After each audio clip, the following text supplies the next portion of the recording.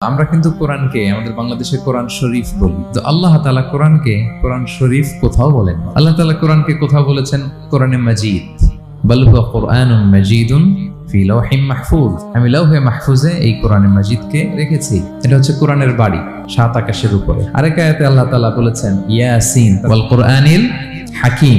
তাহলে আরেক আয়াতে কোরআনে হাকিম বলেছেন, প্রজ্ঞাময় কোরআন, কোরআন শরীফ বলেন নাই। সূরা ওয়াকিয়ার আরেক আয়াতে আল্লাহ তাআলা বলেছেন ইন্নাহু লাকুরআনুন কারীমুন ফি কিতাবিন মাকনুন। এখানে বলেছেন কোরআনে কারীম। সূরা হিজরের এক আয়াতে আল্লাহ বলেছেন কোরআনে আযীম। এছাড়াও কোরআনের আরো অনেক নাম কোরআনে খুঁজে পাওয়া যায়। যেমন কোরআনের একটা নাম হচ্ছে আল কিতাব। আল্লাহ তাআলা বলেছেন এই কিতাব, এই কোরআনে আমি কোনো কিছু বাকি রাখি নাই, সব বলে দিয়েছি। কোরআনের আরেকটা নাম আল ফুরকান, সত্য মিথ্যার পার্থক্যকারী, the criterion between right and wrong. Quran পড়লে বোঝা যায় কোনটা সত্য কোনটা মিথ্যা। কোরআনের একটা নাম হচ্ছে আয-যিকির। আমরা অনেকে মনে করি শুধু সুবহানাল্লাহ আলহামদুলিল্লাহ এগুলাই জিকির না, কোরআনটাও একটা জিকির। আল্লাহ তাআলা বলছেন নিশ্চয়ই আমি এই জিকিরকে মানে কোরআনকে নাজিল করেছি, আমি এই কোরআনকে সংরক্ষণ করব। তাহলে আল্লাহ বললেন কোরআনে মাজিদ, তিনি বললেন কোরআনে হাকিম, তিনি বললেন কোরআনে কারীম, কোরআনে আযীম। কিন্তু এগুলো সব থেকে আমরা কি বলি?